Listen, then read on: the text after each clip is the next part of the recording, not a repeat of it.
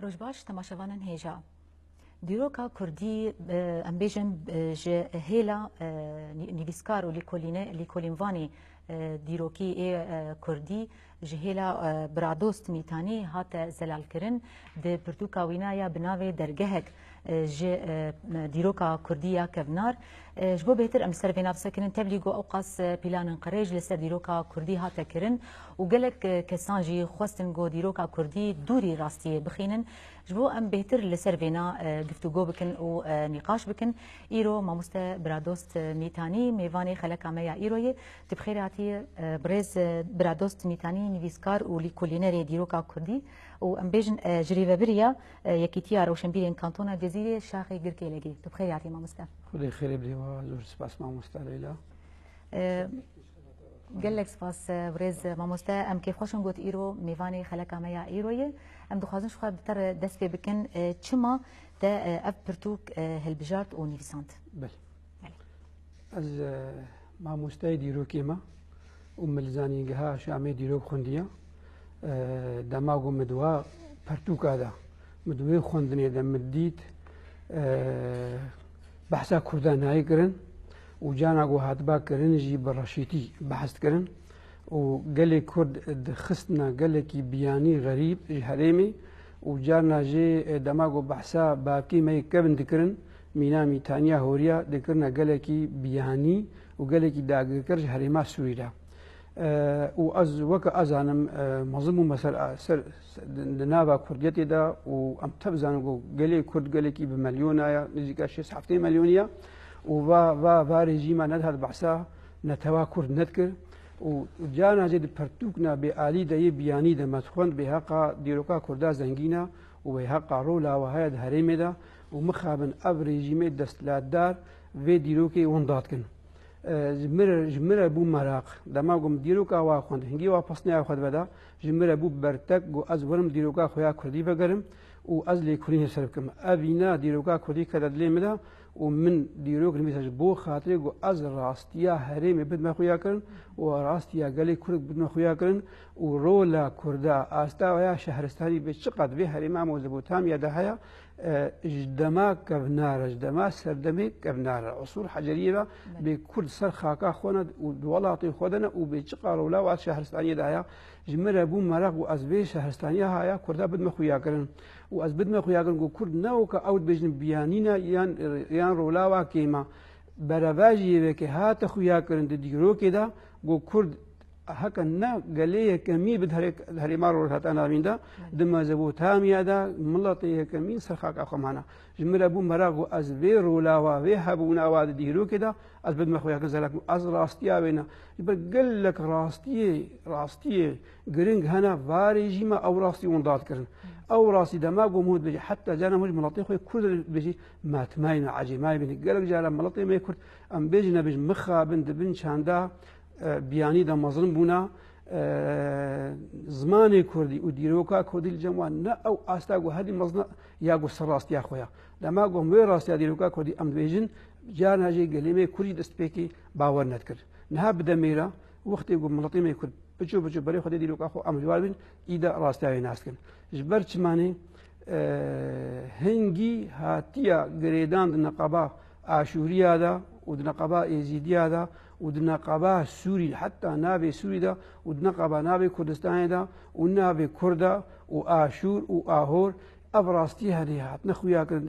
واباب ونديروك ونضابون هنگي جمرابو مراغو ازبي راستيا كوب مخويا كرن من ابرتوكا هني شكر جبوي از راست يا قالي كرد بن مخويا كرن يا كمين جدج مناره ويا دومين ملطين مجي بي زاني عربي بله ما مست برادوست دستيكا في برتوكا خودش خو تا رخنا قالك كساكر كسيغو چما لديروكا خو ونا غرن چما لكولينا چلاكن سيرفي ديروكا خو تچ تخست بيجه بله جبر ما مستيمي ديروكي هنا رجابا بي الباشور بي الباكور بي الرهلات بي ما مستعمي ديروكي هنا وبالصدانة ومخابن أما مستعمي ديروكي د خاباتا خدا جهاتنا ورن ديروكا ملطي یان ڕێژیمێک ئەو دیرۆک نویساندی و داگەریکەری کوردستانینا و دوێ دیرۆکێدا زانانە و دوێ دیرۆکێدا پسپۆرن لێ مخابن هەج دیرۆکە خۆنین و ناین لێ کولینە دیرۆکە خۆ ناکن و یا هەری بهتر مخابن و دجهێ قەحرێدا دەماگۆ ت کارێکی دیرۆکە وادە دێ پێشیاوانە خۆش دیرۆکە خۆدنە ئالێکی سیانە تا من و نرخێ من ژوا کەسیمەی دیرۆگەرە هەنێک چەند هەن پێشگوت ناخوادا مگوتنە سیدایە کۆنی ڕەشە مامۆستا خازم سەوەرە نفشێکی مێنووسێ چارەکاری ماگرکەی لەگەی هەنا گوهدنە دیرۆکی لێ ئەفتەنی هەندکن بقاسی وا چارقەت مامۆستایی دیرۆکێنەوە حتا ئیرۆژی مامۆستایی دیرۆکی هەنا و هێژی دخوازن مخابن دیرۆکە ڕێژیمە بەگەری دەبستانە ئەوەرن بدن لێ دەبێت دەماگۆ دیرۆکە مەیا کوردی خۆشێ پاس کرد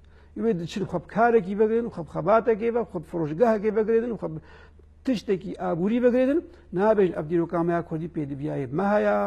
ژمەرەتی خۆستن ژمەتی خۆستن ئەم بێ دیرۆکی مڵەتی خۆ بدەن ناسکردن نابێ 20 ساڵە ئەم دیرۆکی دنە خوێندن دیرۆکا دەسەلاتدارا بوو ئیرۆ دیرۆکا کوردیە دجهێ غەمگینی دەدەماگۆ ئەم باکنەواژی و ئەو هەسی بارین نایم سەر دیرۆکە خوا ڕاستی دجهێ ڕخنێدەنا دلێکی شەوتیم ئەو ڕخنەکەنە بەێ ڕاستە دەندرێوێ پێشگوتنێژی مامۆستا برادۆست تا هەنێکی بەحسا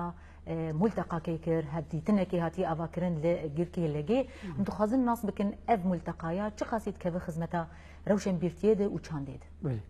ئەف دیدارگەها بۆ کۆمانجی دیدارگەها گرکی لەگەی ڕۆشن بیری ئەو 2006 ئاوا بووە من و چەند هەوارێکی خۆ ئاوا کرد بەریا شۆڕەشی وەیە ئەف تایبەت کارێ وێنا ڕۆشنبیری بوو بتری خستناوە نەگرێدایی بوو حتاش مەدەهات ما ئەندامی پارتیاژی و کەسی سەرخۆژی و بەلکی جانە مەبرای خۆی پێکاتی عرب و سریانجی مەتعینە کارێ خۆ و چالێکی خۆ و شەوێرگاخوا ئەو خەباتا وێنا ڕۆشنبی بتایبەت بهتر گوهدا دیرۆکی ئۆزمێن ji ber rastî ez pisporim di dîrokê de ûzmên de jî min û hevan nexwe ev xebata henê kir me şevbûyê gildar dixistin me helkeftin divegerandin me perwerda zimanê Kurdî dikirin me perwerda dîroka Kurdî dikirin ji 2006 ve berdewama lê ez tiştekî dî jî bêjim niha ji ber ku ez bûme rêveber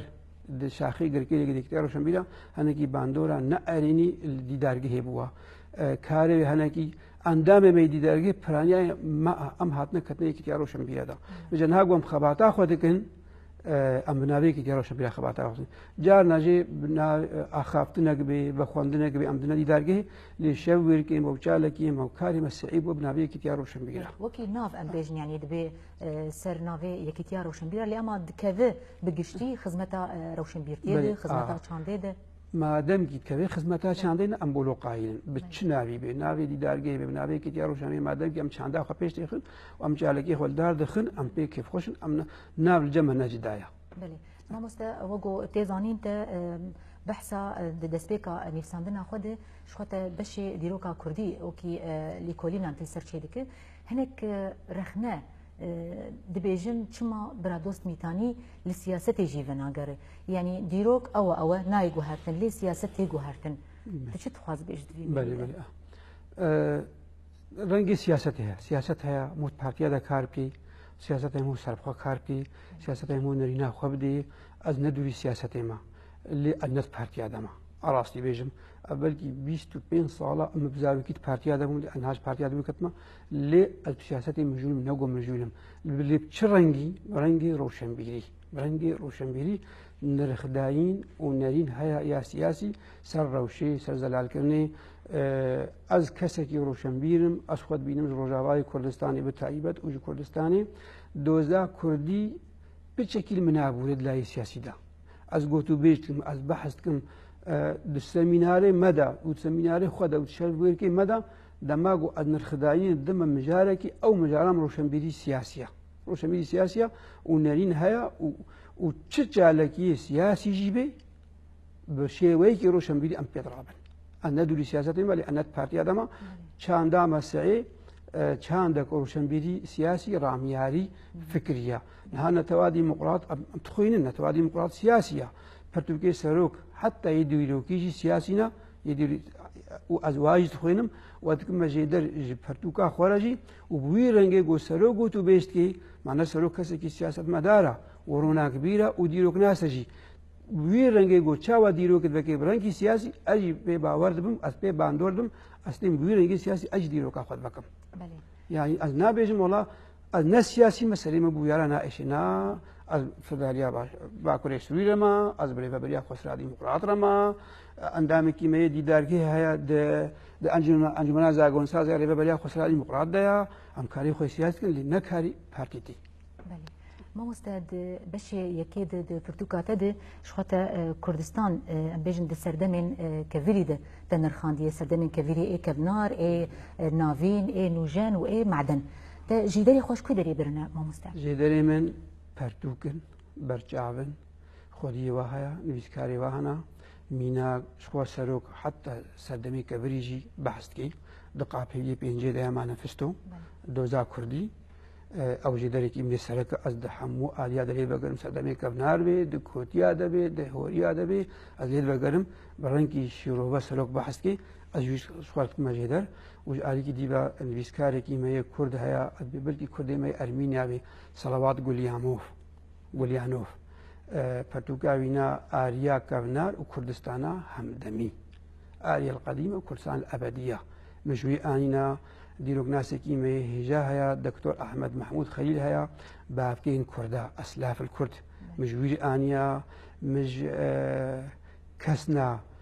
سوري آنينا وكا سلطان محيسن دما قد شيء عفريني وشكفتا دو دري ومروبين ياندرتال ناستكي وسرواد نويسيني أو نا و تاجيرا أو كازاوا بويرة دشو ياباني برتوكا كاوي ناجي هيا سردمي كفري كفنار او جدري منا يعني جدر وجاينا اولوجي از قالكي الجوجل جيد بقرم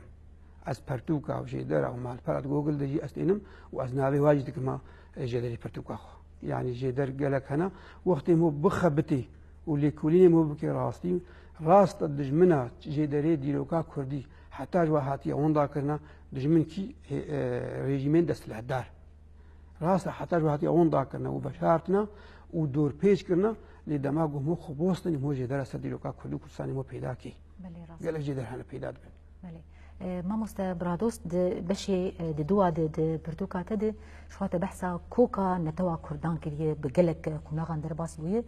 بيجن لغوري ليكولينين كيجن حري نيزيك ام تقارن بيجن ديروكا كردان دس بكريه ام بيجن يعني كرد ديروكا قبل و كنجي هنا وفرده هات ينا نما دسبيكاي مقود چما افرتو چيكر وقت دما قمت كبي راستيا ديروكا موزبو تامي ادم هم احتماين مني مهود ميزيني هادي علوي خدي لي ببوري نبيسكارك ابراهيم علوي عراقي بو دغو تشاوا ايرو غلي كرد بندستا خديه شهرستانيه هريميا وبندستا وشكرت قد دغو بريا عرب بريا تركا بريا حموم ملط الفيدرينا وجد ما قوم هولد بغري مهود بيني بشتي سردمان نيوليتيك بين ده عصور النيوليتيا ينوجن ودما شهر سادي آبابو ونتو آبابون نتوايا كمين أنجناد لكل بانكي إنجليزيها دبجي نتوايا كمين نتوا هوريا له الإمام مزبوطامي آبابوي بريا سومرياجي وشو بس دما قمتين سومرياجي دياكونوجي دبجي سومري بخش سوبر هاتنا وسوبري بخوجي هورينا يعني نا وقت دسلات جايد قلت والله سومري عربي يعني هالو هر دسلات نا كيل به هرمي بود پیشی سردمه کبنارا سردمان نیونیتیک سومری اجوا آبابوا وجه یه کمین هورینه 4000 بریا زاینه هورینه حتی سروک جانجی هوریا و گوتیا تخیک به خوری بو خوردا جانه بو خدا و تی مثلا گوتیا به گوتید به گدا او به خدا باوری می خوده اب هر دو نتبهانه آبابونا یا یکمین هورینه پشتی سردما نيوليتيك وك نتو ندولت وك نجات وياقو دولت نوكا آباكني پشتی وانا جوتينا او جوتي 7000 صابريا زي سريع يابون نزيكا 10000 روپيه خبردان اخوار حتى موزبتهم يا جيرين يا جير وتبري سومريا بون وش خرج ده ما اقول سومريجي ندولت بون سومريجي قال لك ملطي حريمي بون ملطي حريمي بريا نابي دولة نابي من طالبي تقول نواسو مري قوتي هاتن كتنا وادا دولتايا كمين آباكر دولتايا كمين آباكر بو دولتا قوتي صد وبيستو بين صالة ما موجب تامي هذا دسو مردجي بونا دولتايا كمين ونوكا بجوتيا دولتي ما يوكا كاشيا وكا إيلاميا وكا ميتانيا وكا هوريا وكا ميديا نوكا بجا بابك في زمینه دولت آواکن حتی ایرو بریا زاینه نزدیک 401 سالی بردن ناوی ما بو کاردوخ اج کاردوخ نو که به هاتن بو نکردو و ناوی کرد خوشی ابو خوش کوکا خدا جهوریه هاتیا ناوی هوری جخور هاتیا خور يعني روجا بريانها ملطة باوري بشداني اب روجا قول هلي شقا هيزاوي هيا شقا سوداوي شقا باندونا هيا خلقي جيرة بيروز باهيد دايدا حتى الجمع نابه هوراج روجي هاتيا ونابه خديجي روجي هاتيا بفيرنجي هني بو خور حتى انها ابراهيم يسوري بيجي خور هلات وخور آبا الجمعنا روجا والجمعها هندياجي بنوا سوري يعني ما قام تسنا ديروك بيجن بدي قالك جامع زوج باورنك اللي متفردا خد بيجن منطقه شوف بيجش بي وديروك زلالتي دياكونو بيجي بنابه سوري جاري خوري بنابه سوري وديزل بيجي دبي نابه كنعانيه بخوجي مصرات جو خورو يعني هورو وبيجت بيجي خورو كيت بخورو ملطقه نابه ابو خردي والتورات ده نابع خردي ليما واب تيباخا بدميرة وكم ميرخان وميركان دبيكا وكم ميخيل وكم ميكيل يعني ميكائيل او خايا بو كردي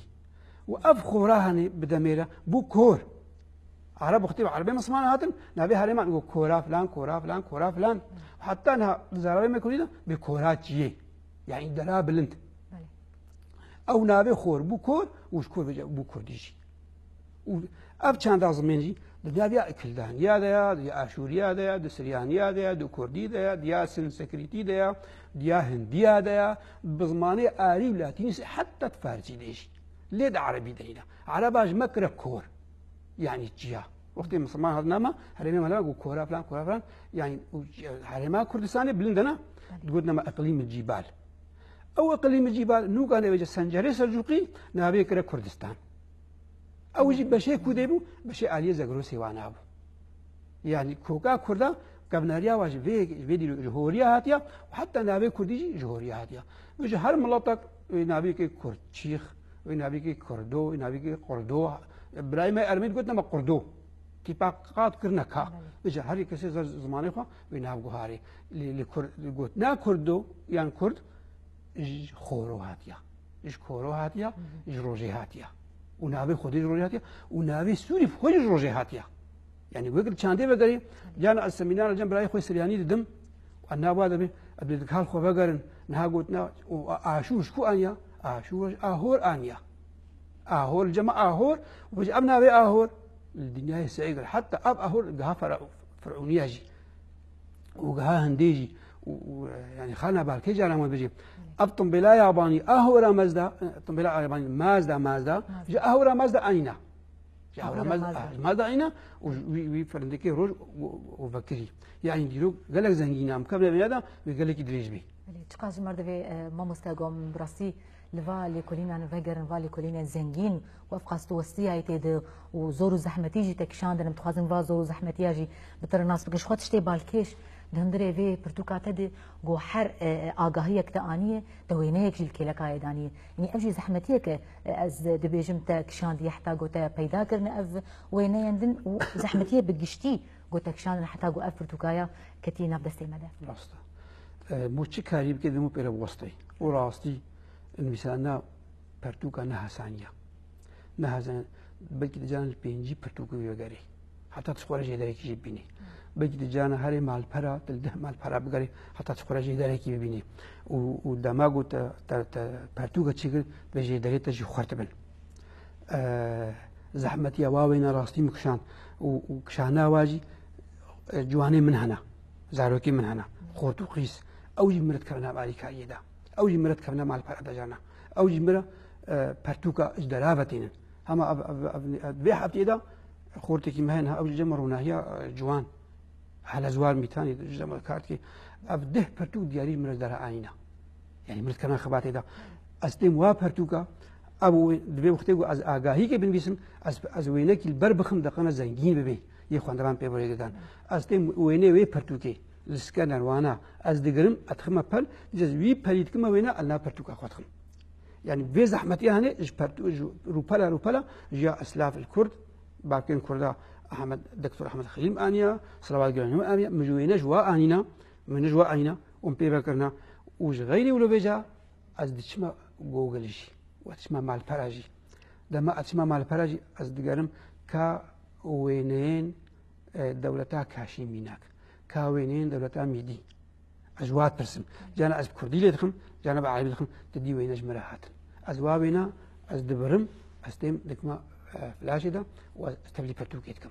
وبيجا شاب كرنا برتوكيت راستي زحمتي جير ريجي هبي داينا برتوكيت بيجي هبي نهم دانا هبا جدرا وعناجي شاب كرنا ويجي زحمته جالي أبوري بزحمته جالي سازي كشترا كارمندن بيرابن أب زحمته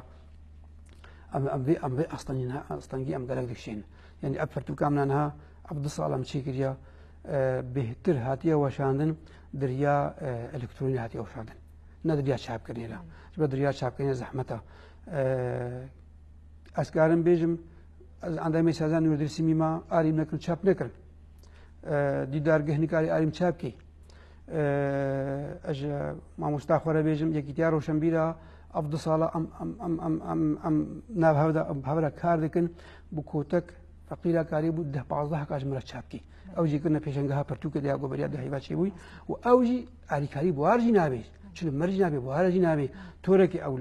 يهري ليه خدي دركتن يكتي أمر وشبيلا ليه خدي دركت هيجان سباسي براستيبو ليه خدي دركتن وأفرتوك يا شاب الجول كارينا ويا هندق جي على كاري كي مساعتها واقوجي عن شاب كرن أسكارم يلي خدي دركتن كمين يكتي أروشن بيراه أما بهتري سر برتوكي بسكن ليه هفالي ما دوسي أكمل أما ذكري مي بابلي تماشا بكرم مجر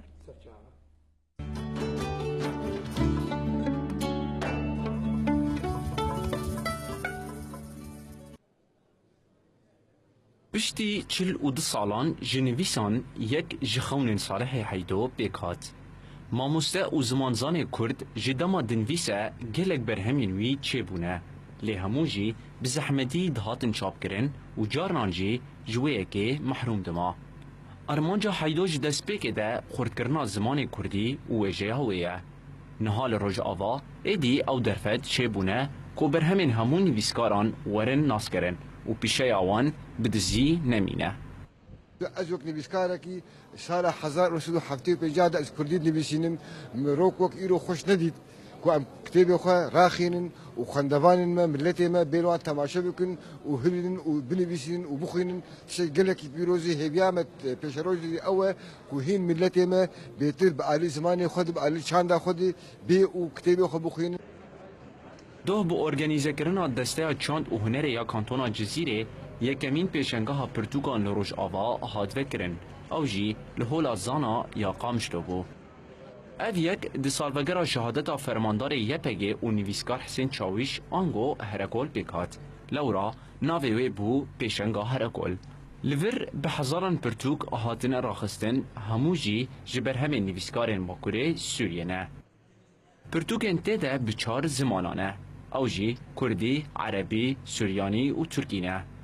اف یک بیشتی زدبونا دیارده کمبونا خوندن لروج آوا هات پیلان کرن. لو ما در وی رخصتنا پرتوکان هر روز سمینر و ماسایا گروور دناوران نویسکاران ده چه دبن و تیده نقاش لسر آوا کرنا پروژه داناسینا گرینگیا خوندنه و زدبونا وی درد کمین هوله. ارمان جامعه یکمین گو امکاربن روشنبیر و نویسکار خو کم بکن دبن سیوان کیبدو گو امکاربن خباتا خوندنه لسر آستا روز آوا پر لپیش خن.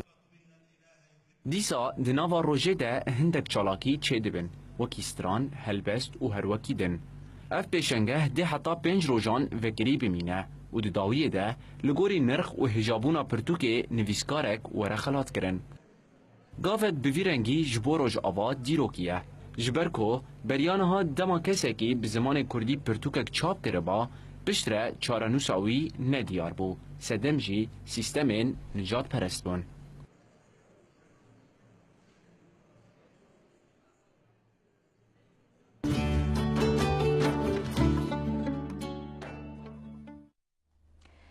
بله مامۆستا برادۆست شخوا مل وێ دۆسیایش تەماشە کردیا پێشەنگەها پرتوکان یا گۆدەستەیە چەند هونەرێ پێڤرا ببوو تەلیبوونەتە هەندێ وێ پێشەنگە هێدە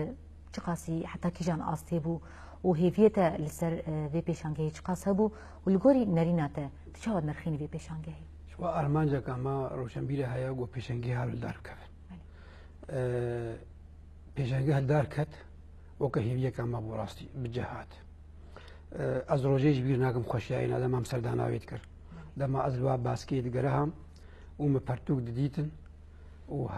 هەر سازیکێک و هەر چاپخانەك لەبەر پەرتوکێ خوا ڕاوەستایی ئەو مهۆددانە ناسین ڕاستی یعنی کێلیە نانێژ بریکەنێکی خۆش بوون ئەو شێوێ ڕۆشنبیری مەدەکشێنی ئەسکارمەش وەک گولیستانێکی بوو دەما من چوو گولەیە دیت مە بهێندکردن و ئالیکی دیڤژی ئەستێدە باشدارم بێ پەرتوکا خۆشی هەوالی مێکیتیا ڕۆشنبیری ئەنەزار دە بوون 15 بوون 20 هژمار بوو بێ پەرتوکام نا دەرگاک بۆ دیرۆکا کوردیاکام نار ئەوژی دانی بوونە باسکێکی تایبەت و شخوا گۆ چی مری هاتوا خواستن ئالی ڕۆشنبیری بە ئەزێ بهتر کێ خۆش بامە ئەز پێشنیارکردم گۆ ماسا گرۆڤەر بەشدار ببم دە پێشەنگا پەرتوکادا یا گۆ چما خوێندن دناو کوردا دەکێمە ینی مطالعە چما گەیمە ئەس تێدە بەشدارم و ئەوژی مەگوت و بێش کرد و ڕاستی گۆر نەرینا من سەرکەفی دەرباس بووم لێ خۆزیە و لە بهتر دار بکەبن گۆر ئاگاهی من مخابن دەمێک کەبێنە قەبێدە حتایەکایی تێکێ دەمەکی دار بکەوێ خۆزی هەر هەیب هەردەهیب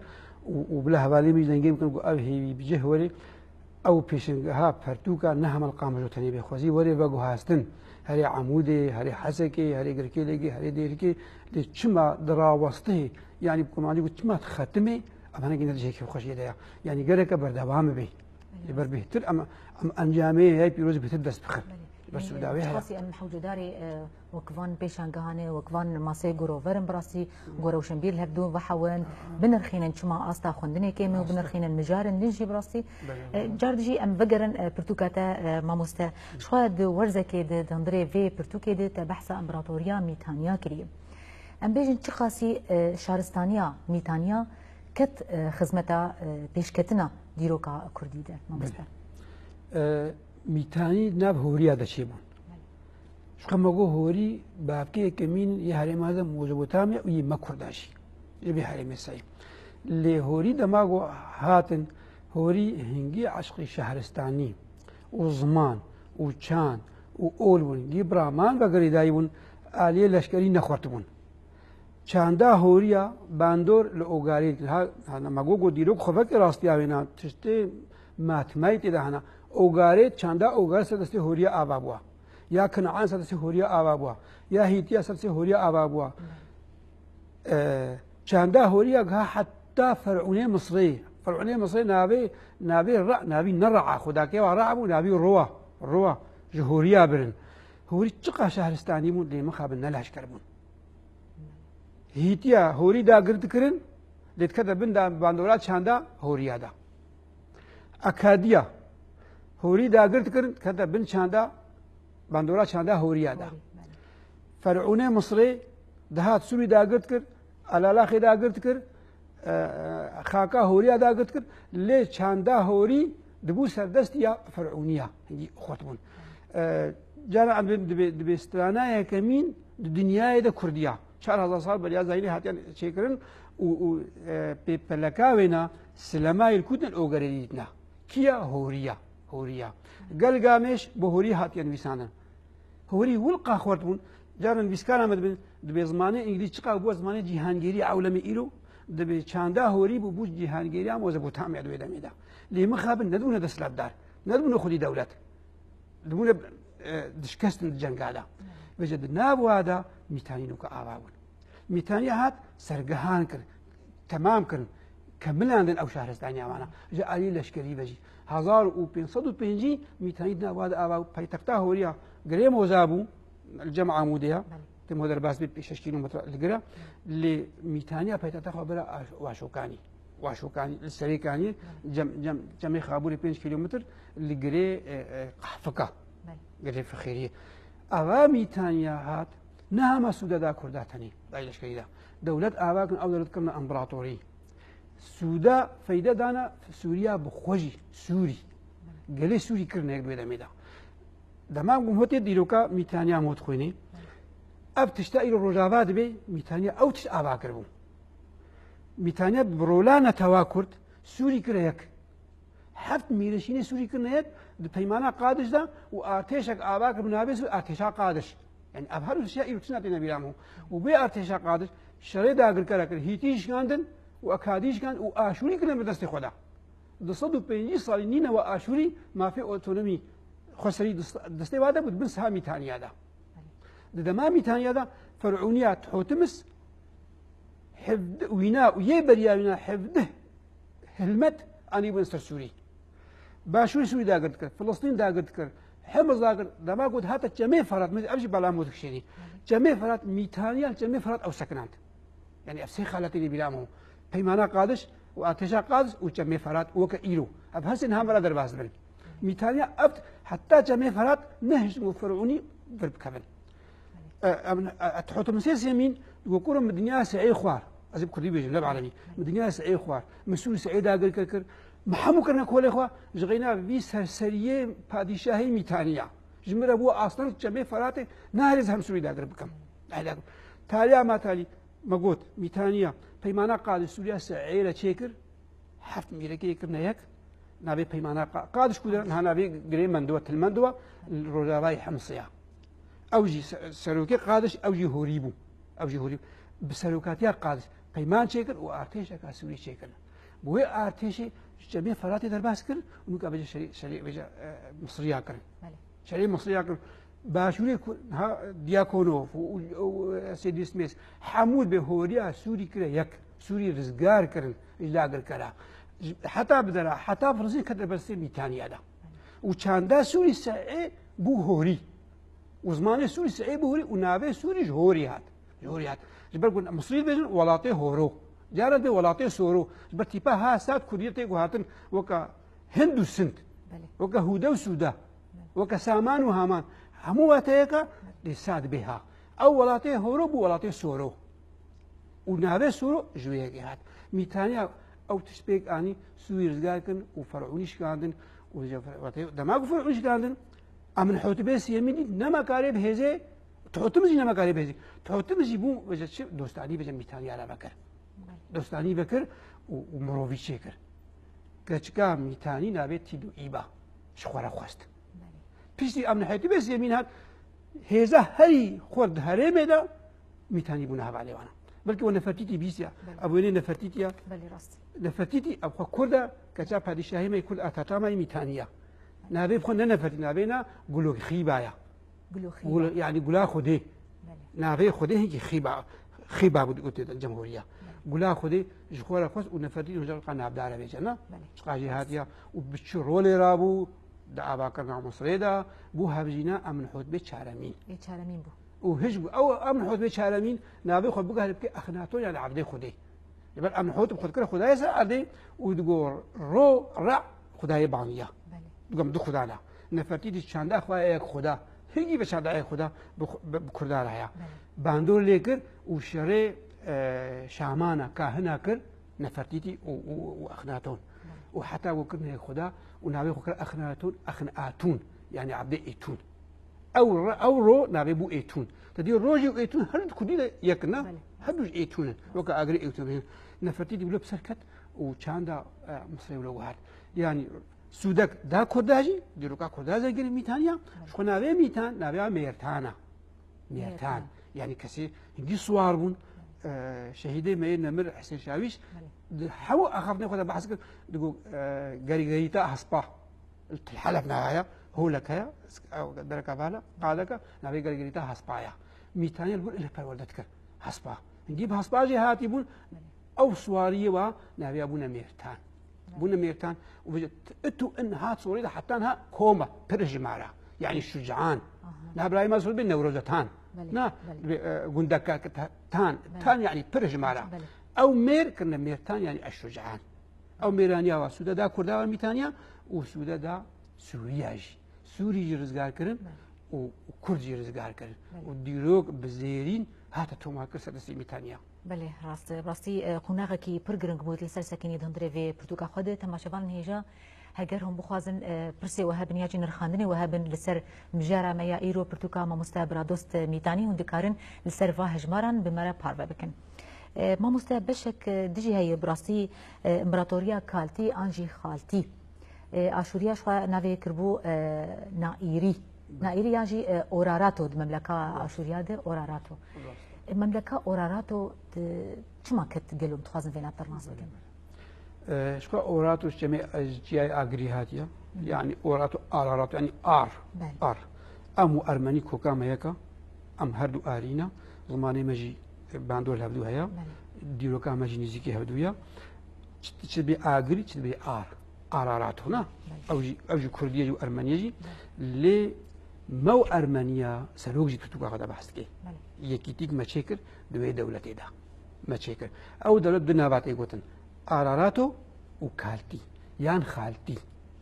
نابي خدا كوا كالت بو يان و خالت تبا خا كات بيك نابي أبو كالتي أو خالتي بعد كي بدرخاني يعني بدرخاني ما جزيرة بوطا أو جويل هاتنا جانا جي بيشكرنا ما هنا نزان هنا وهنا في خالد ديروكا ما هناك بيزاروكي خالد بن وليد أو خالد بن وليد نبي نبو جن نأني زاروي نبو جي أو قلنا خالته نخالده يعني كالته يعني كالتينا جوايقي خالده أو دولة 1300 أبابو نزيكا 850 كت دما أبابو شو بيجي أبا كنا بيجي قالك زنجينا أو أجي قالك كرسان كرياك أو حتى بأرمينيا حتى بيريفاني حتى بدرياسبي رزقار كرسان سعر رزقار كالتيا رزقار كان أو سردمه معنا سردما دست بيكي پارچه بو زعيبو پشت سردما يكيتيه پشت وقتی خورت بون و ويتاليه كما آشوري دركتن وش دست ميتانيا رزقار بون آشوري يعني ام بيجن يعني قوتن هشك راي آشوري هنا حتى نفيسكار بحث كن ليكونين بحث كن هيرودوت بحث كي دياكونو بحث كي سروك بحث كي دبي ابراهيم آشوري هنگي هشك بون كومكوجيب كارتاني تعالى ارمانجا واسعه هزار لشكري بون هزار لشكري هم آباد كن وبيجا جنگه چونه جنگه كي نهات پادشاه تقولتي ببينه آشور باني بال بينه تكي بين حمو بحثا هم كوشنا خوت كن ميناك شلمنصر دبيجي من ملطي ميتاني مقر كرن معشوقاني مشوطة أزقها باجاري إيد تأيد من قركر من بادشاهي وانا ساوشتارا يميدي يميتاني من أونا هابجيني وكجي حموم إيشي يمكن كولي خوا وشجيت كن تين بيجا بوتاجي ولو تشيتن خبي مازندكن دياكونو بيجا حمو نراستا بيشما نراستا بوقتي وي بيش المنصر هاتي تقلات تقولتي هاتي بيجي والله من مشاري سوباريا كر نها بابيت تقوم مقر كنم تنكرنا وقت بيجي مشاري واكر يعني هي هنا يعني تمام ابقوت آشوري هنجي عشق شربون شري حمو كسيت كر بيجي شانسي كالتيا آشوري بونه هيز دويدا ميدا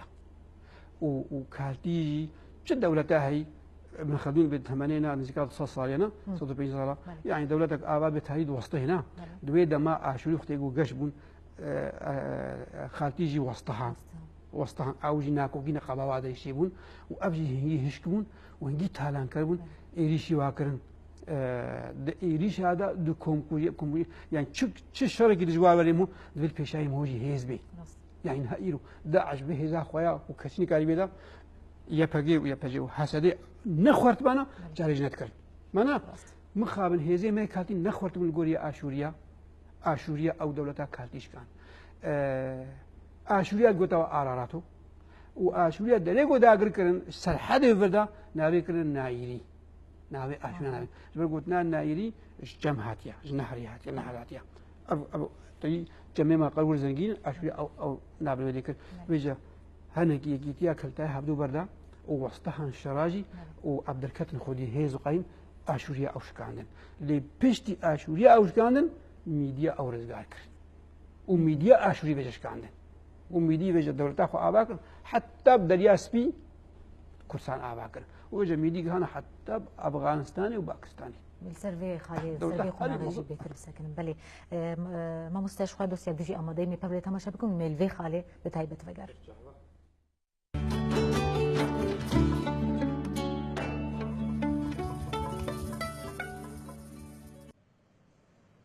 ورگر آستنگی نقاشان دنابر امروان ده جهول راد که. اف بویه پیدویه که سرکه جبو پیشوچون شهرستانی دی جیهانه ده. اگر مروف بیجه ورگر جبو واگوهستن و ورگرتن آگاهیانه جی و نشاش به.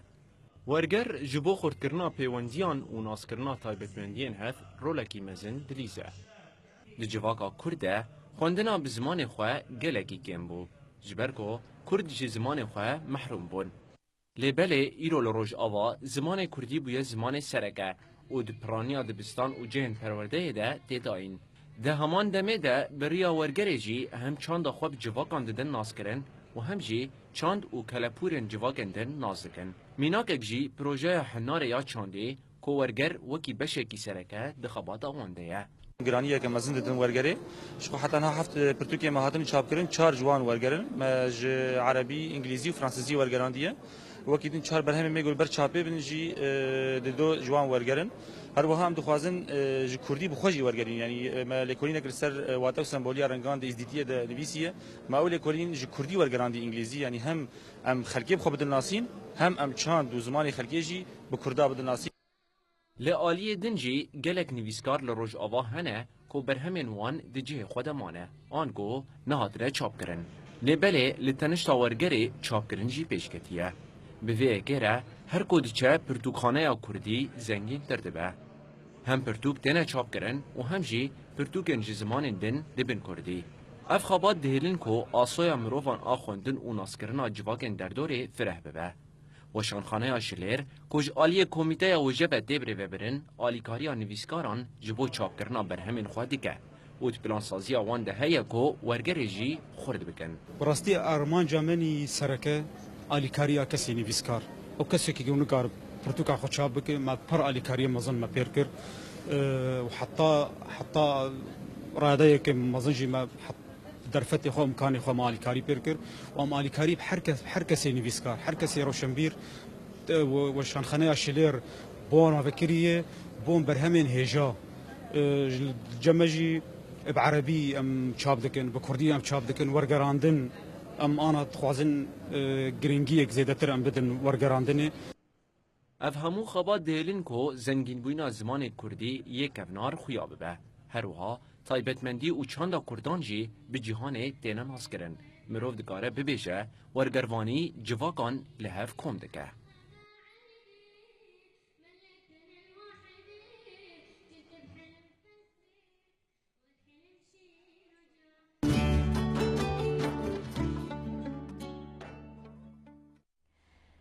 مامۆستا برادۆست ڕاستی دەماگۆ من پرتوکاتە خواند و ئەس بەر بداویژی بووم لێ خالێکی بڕاستی ئەس گەلێکی پێv مژول بووم تە بەحسا نەورۆزێ کردیە و گرنگبوونا نەورۆزی وەکە جەژنێکە ئۆلی دناو ئەم بێژن دیرۆکا کوردی دم ئەس دخوازم ولۆ بتەر ناس بکەم نەورۆز الجەمتە چ هشتیە نەورۆز خوا ئەفدەها وڵار و 629 ساڵە نەورۆز دوێ فەرمی بناوەی نەورۆز 21 ئادارێ 612 بەریازاینێ ئەبە ڕۆژایەکەمی نەورۆز بۆ شاهی وەک نەتەوی وەک قەومی کوردی ئەب چمانێ دوێ ڕۆژێدا کە یەخسارەی مەی میدی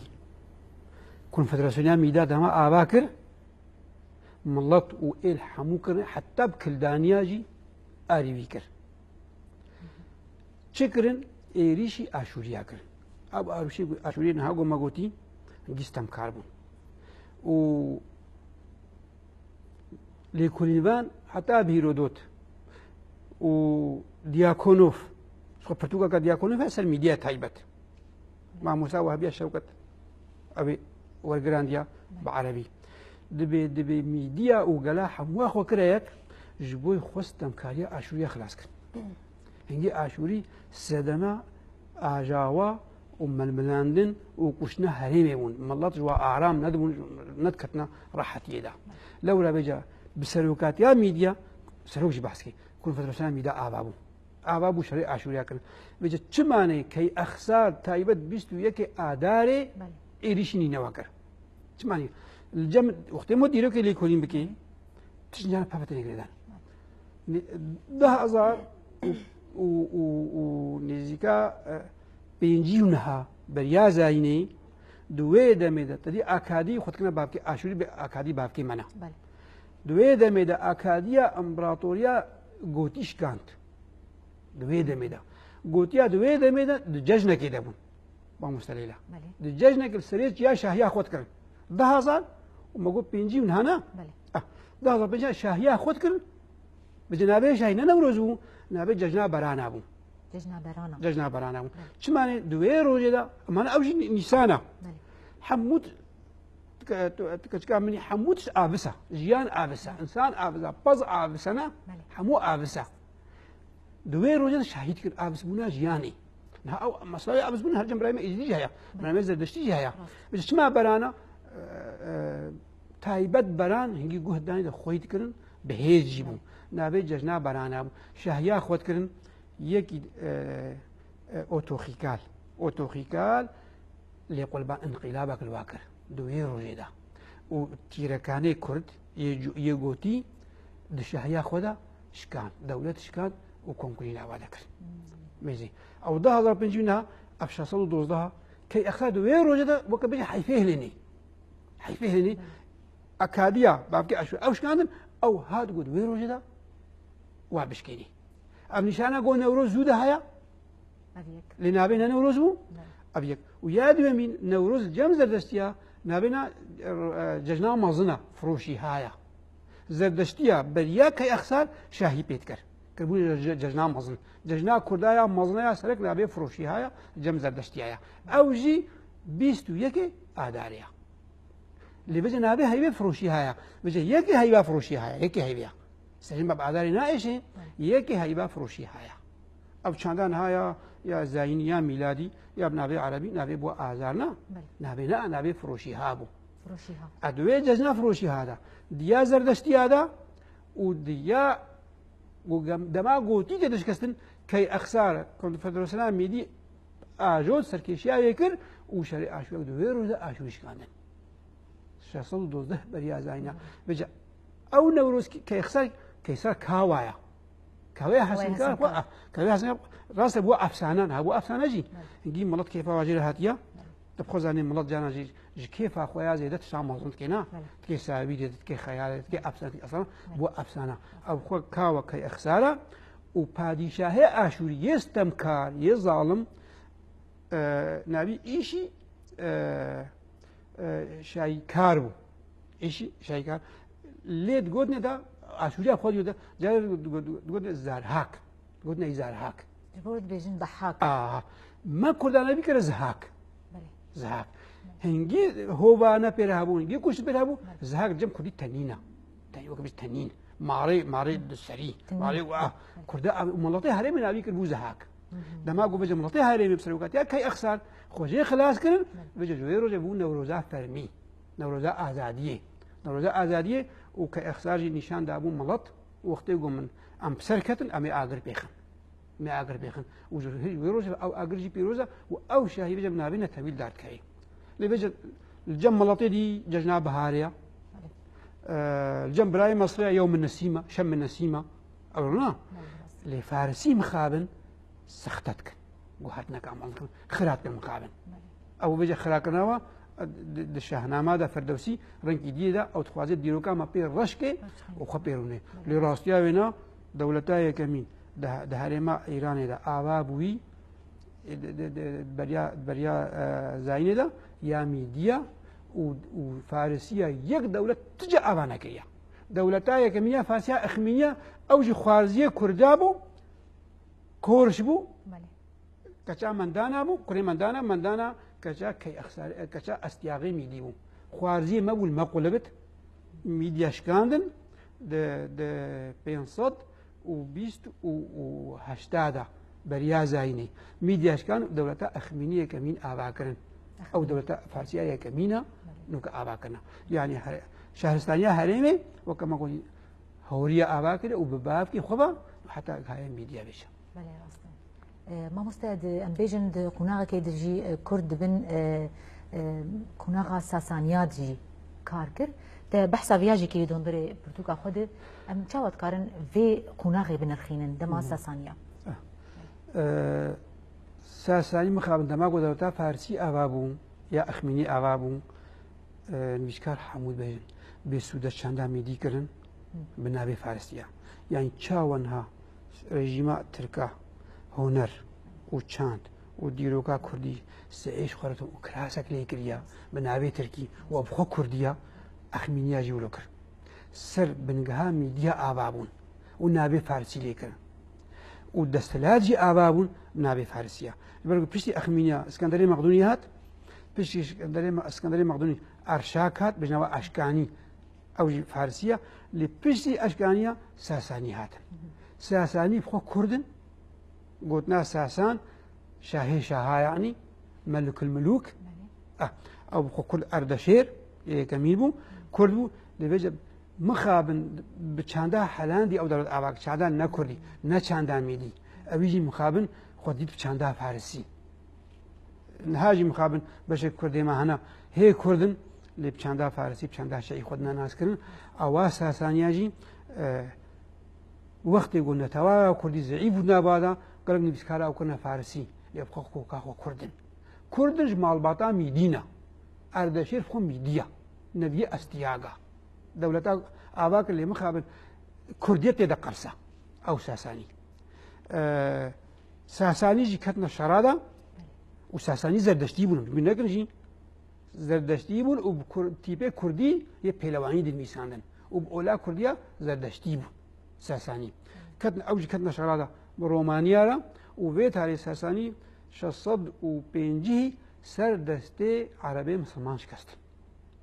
على وقت عربي مسلمان ارتش آنين نابي مسلمانتي ما كتنا شغلة ارتش خطاني دورا قندي ما دور بيش تكرين يعني هنا مسلمان هنا خوكي يعني جزية هنا دنما يعني كوشتين ودبي سروري دستي ما دبي ولا حسب ويش يزد كرد هنا خلقي نابي يزد جرد يزد كرد ساسانية داوية دمات قادسية سدستي عربي مسلمانة مقابل نت قادسية دونا مقابل نت قادسية بيتهاي دبا جنگي شهر زوري معنا سدستي عربي مسلمان شكست دولة ساسانية إذا بداوي بو إذا عربي مسلمان كتنا حريمي دا بله ام دیان شو قناغه کی اولید هندري برتوكاتش خنات بحث جيكر د قناغه مسلمانتي جي اولا مسلمانتي ام تكارم بيجن عرب وترك وفرس بون خدي قناغ بون خدي مال وملك لي كرد تاني فقير مان مرد شو هتكار بينا راستا اجبرگو كرد راستي اج كوكا خودور كتن دريا بابا وريارا كرد چاندا خودور كتن كلش كسايتا خودور كتن اول جانا كسايتنا تبي آباد كي نهات وري بيباني جهوا بأولا خو آباكر نتوا خو آباكر حتى توري پیغمبر موسى جي بنابي إسرائيلية كارتكر توري براي ما عربي بنابي مسلماني خو آباكر يعني هزا خو كنا جانا تقول الجيش العربي نقول إسلامي شي جانا تقول العروبة والإسلام بيت هذه الرجيم نابي مسلمان هم حمود سكنا عرب كنا عرب أب چاندا ها شخورة آبا كنا نتو لي كردا خوا جهستي خوي ديروكي وجهستي خوي أولي خو دور كرن دما خو دور كرن كراسة جديد خو كرن أوي كراسة هش لقو يكيتيا وقرص بي كدا وقرص بي يعني مخابن خوديت تفلي بعد سلات دارا ام تيجي راسي بيجن سلوجي قال لك سربي خالي درا وسطه دبي ارستقراطيا ما كردي سلوك الي ما كردي ميركي ما كردي فرانيا وا خوكن خودي چاندا عربي وچاندا مسلماني وقالك جارا خوكرنا تشي زاروي خادمه لي نبي عمر بن الخطاب وخوش كوكا خويا ديروكيا كردي خوششتن دما خوشش نماجي كارت كن جاري دي بچاندا ما إذا بو چاندا مكة چاندا جزيرة چاندا عمر الخطاب چاندا صحابيات چاندا تي وچاندا ما يا كردي حتى إيروجي بشك مظن حفتيج ملطي ما كرد هي دوجي بينايا ومراستيا بيجن مسلمان تيجي دما كتنا ما تسعيب شندا عربي بانك بعربي الميج بعربي قرآن بعربي أفشيات حمود شندا كردي قصو زعيب كر نهج كرد خو بقرن نهج كرد خو بكن وجا علي دي بجا مسلمانا أم نبي مسلم أم نبي مسلم أم لكن لا إسلامي نا مسلمان تي مسلمان ونخاسم عربا ديروكا ما كردا رشكر أم كنا قاور زندي يعني خدا ساغ زندنا أم كنا زنديق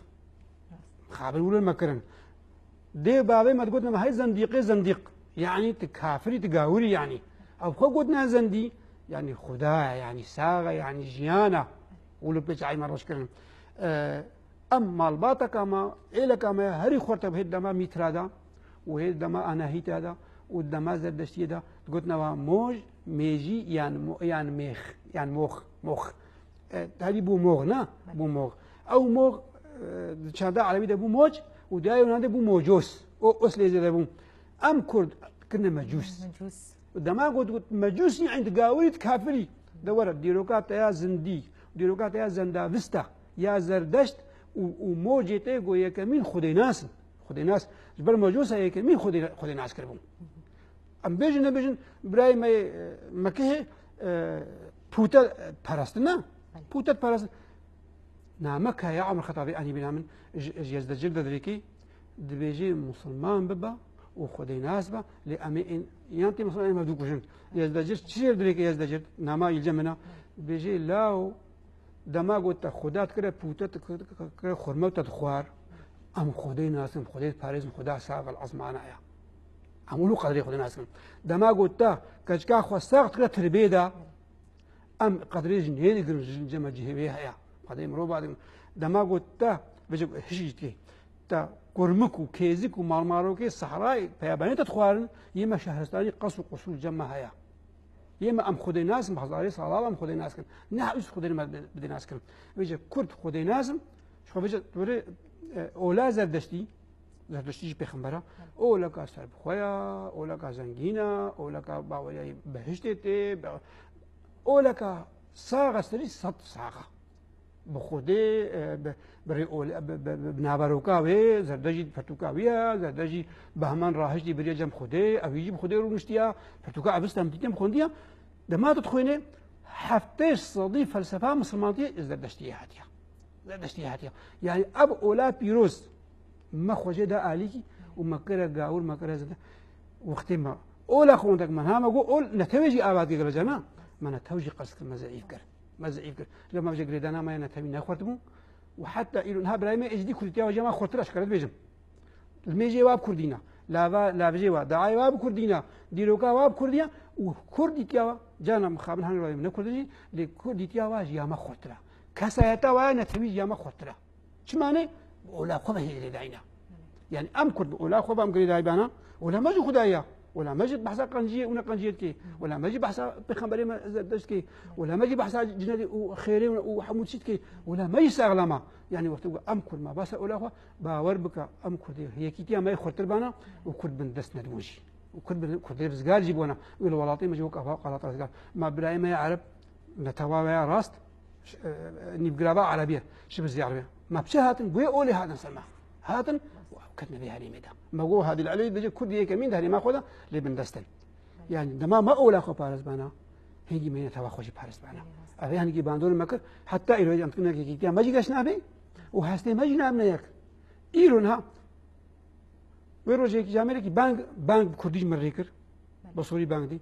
فيسبوك كده ملطي ما يكون بس باين قلت بوف حرامة بانك كردي حرام يا أبو بزمانة تب كل ما حرامة ونفس القرآن إذا قلت يا حرامة ولا مصمم إذا قلت يا حرامة شو زمان ما فيها ولا خب زمان خب يقبلني يعني ملط سوجي ملط ما يكون دجي شو ما نجي بيه ولا دوري كل تخبوه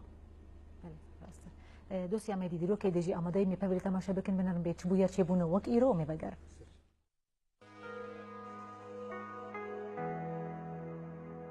در سال 1812 ده امپراتور فرانسوی ناپلیون کتا باجار مسکوی ده نوا باجار ده شوات مازن هبون.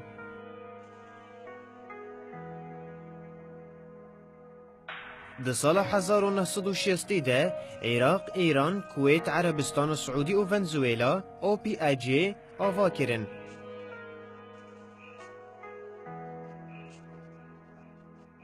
د سال 1992 ده پارلمانتویا هریما کردستانی بریارا دا مزراندنا زانینگاه دهوکی دا.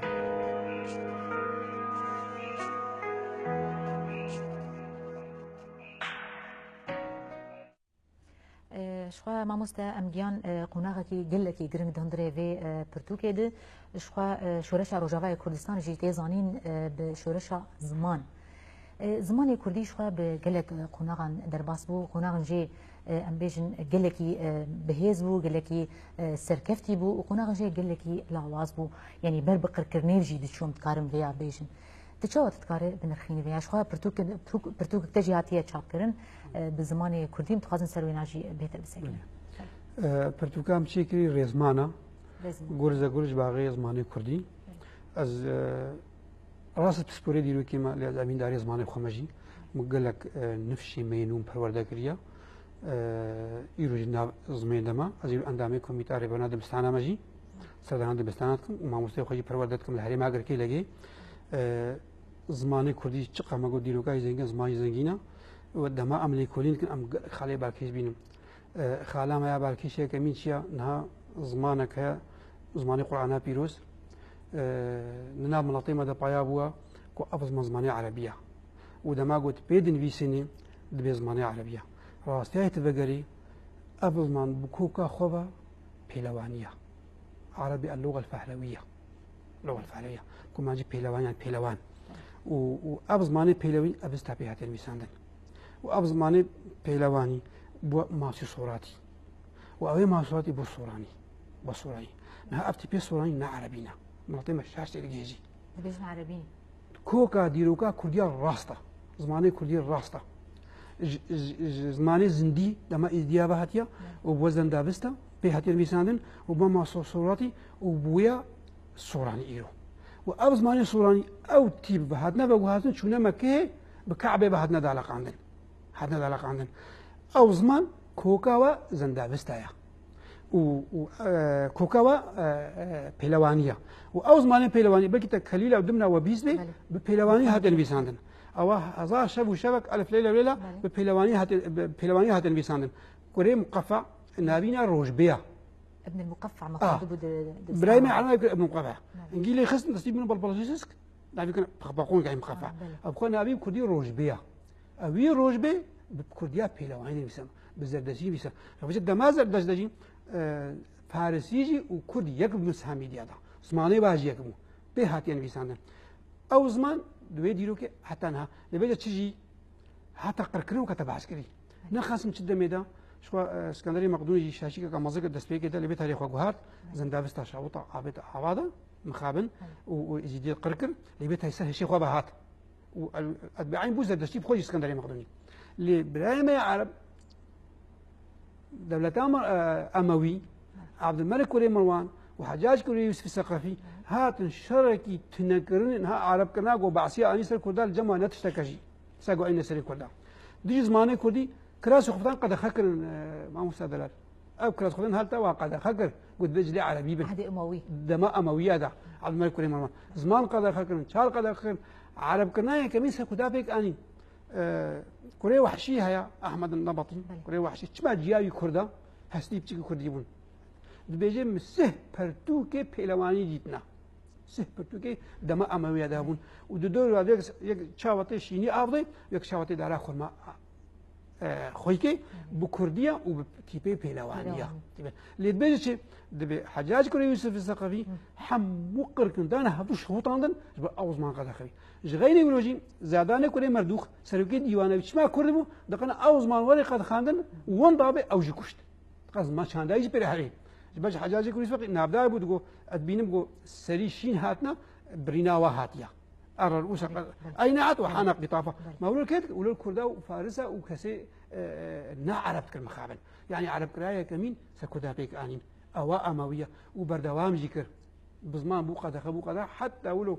كاكلي أبينا زماني كودي لي مدى برين حتى لي مدى تنكن حتى بيجي ما ويقي سوريا عربية ديروغ عربية زمان عربية أبشا شام هذا أمدا باكل بيجي أو زمان إذا سيداي جلادت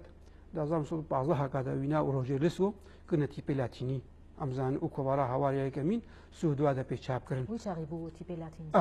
سیدای جهاد کرد تیپی لاتینی لە شامی ئەوینا ڕۆژۆ دیسکو سیدای عوسمان سەبیجی کرد بوو لاتینی لێ بەدریا سیدای جهاد سەرکەت نابێت ئەم الڤر بەمای لاتینی نویسن و برای مەیە سۆری و یە ڕۆژاتی کوردستانی بە تیپی مەیە ماسی سۆراتی بێ پێلەوانی دەنویسن بینە بەحسا ڕۆژاوا کرد شۆڕەشاز ڕۆژاوا شۆڕەشاز زمینش و ئەم دنابدەنێژی و لەگۆر ئەب خەڵکێک گۆ مەهناجیت کێ و هەنجە تاجیت کێ و کێمایە مەی هەیجی زمێدا لێ زمان ئیرۆ سەرکەفتی دەرباس بێ زمان ئیرۆ شوع ناپێک تێنێ قونا ناپێک تێنێ هەری سەرکەفتی ئەو باندۆرا وێ باشازمێت نفشی مەینود بێ نفشی مەیکەون مەگوم مخابن ئەم ڕخنال خۆجی بکەن بن چاندا خۆ دەمەزە نەبوونا ئەمە مەهناتن کێمایەت نەخویاکردن نوگا بەر زمانی عربیت کەنم خابن زمانی عربی سەرچاوی ئیبراهیمەیە لێ تو کوردی نوگا دێ وڵات دبستانی حکوومەتی حالە بوون زانگی حکوومەتی حالە بوون زمان حالە بوو زانسە دقن ژیا خۆ بازم مخابن لیا سەرکەفتی ئیرۆ زمان دەتێت تۆمارکردن سەد جاری پیرۆز بێژ یەکەی حتا ڕەفەی نەهەیە ئیرۆ زمانی کوردیە تەبلی کێمایاژی سەرد کەوێت و دڵێ هاتوەری دیرۆکامایە هەفت و هەشت متر بخوێنێ نوکا کوردیت ئاباد بێ نوکا دیرۆک ئاباد بێ تەبلی کێمایە تێدەژی ها ڕەفەیەکی دۆسێ ناوین دیرۆکە پێشە هات بێ بێ هاوین مە پەروەردەدانە مامۆستای خوا بێ هەقا پێ کێف خۆش بوون يعني تنوكا كربيتشا دينين نوكا آبايك كي آباد كيش خاص أم حوجدار إن ما مستاجو براستي أم الفجر نديروك أخوا يعني رخني ما نا لمهنا متقارن بين رخني أخوا أم دكن جبر كسي مظن تنبون الري بيش مكان ديروكا مجمر بيجن ديروكا ويا يعني رخني ما المزنا هاي أنا تجمع خواستن بكرتاسين تخازن الناس بكن جو براستي أم الديروك أخوا فجرن أم الويش عرستانية فجرن قالك ما تخواستن أم نوكا أخوا آباد كن راستی وکن هم ودیم کرپیچه که من دینن